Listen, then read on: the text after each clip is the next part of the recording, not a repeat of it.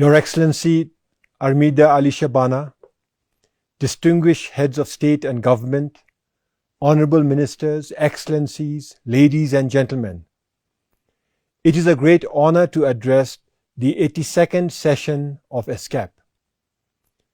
The theme before us, leaving no one behind, advancing a society for all ages, is both timely and urgent.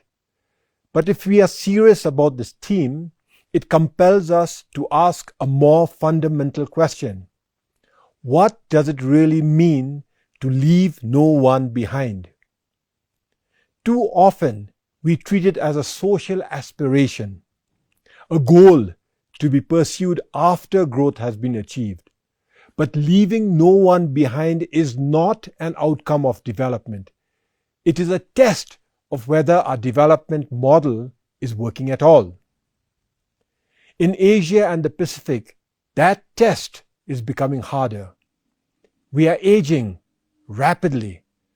Today, more than 700 million people in our region are over the age of 60. By 2050, that number will nearly double. Many of our countries are undergoing this transition in just 2 decades, a process that took others nearly a century. We risk growing old before we grow rich. At the same time, we face another reality. Our young people searching for opportunity, even as societies struggle to care for the elderly. This is not just a demographic shift. It is a structural challenge to our economies, to our societies, and to the very idea of inclusion. So the question is not only how we respond to aging, but how we design a society that works for every generation. A society for all ages is not one that supports the elderly and creates opportunities for the young separately. It is one where generations are connected, where the young are empowered, where the elderly are valued, and where every stage of life is seen as purposeful and productive. Bhutan is not immune. Our fertility rate has fallen below replacement. Our population is aging, and like many small economies, we face youth unemployment, out-migration, and a narrow economic base. But we do not see these as isolated challenges. We see them as signals that the way we design development must fundamentally change. Our response is guided by a development philosophy of gross national happiness. At its core is a simple belief: development must serve human well-being, not just economic growth, but dignity, security, and purpose for every citizen. This principle has guided Bhutan's journey from a least developed country to graduating in 2023, while improving life expectancy, expanding healthcare, and investing in our people. But graduation is not the destination. It is the beginning of a more demanding phase, where growth must be deeper, more resilient, and more inclusive. That is why we are rethinking how we grow. Not growth first, inclusion later, but growth that is inclusive by design. Our 21st century economic roadmap reflects this shift.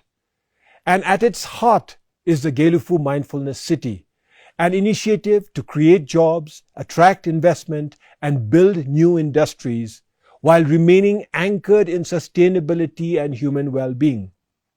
It is based on a simple conviction: economic transformation and human flourishing must grow together.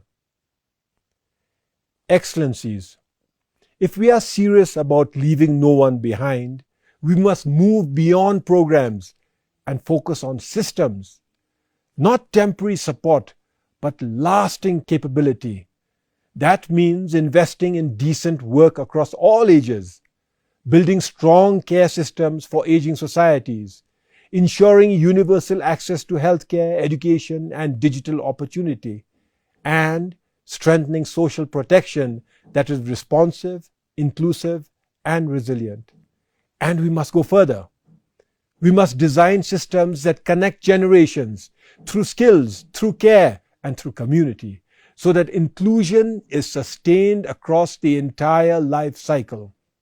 And this is where ESCAP has a critical role, not only as a forum for dialogue, but as a platform for delivery, to help us build regional cooperation in care systems and social protection, digital public infrastructure that includes all countries, and partnerships that support nations transitioning beyond the LDC status. Because inclusion cannot be achieved in isolation, it must be built together. Let me conclude with this. A society for all ages is not defined by how we treat one group, but by how we value every generation. We will not be judged by how fast our economies grow, but by how far our progress reaches, whether it reaches the young, the elderly, and those still waiting for opportunity. Bhutan stands ready to work with all of you to build a future where every generation matters and truly no one is left behind. Thank you and Tashidile.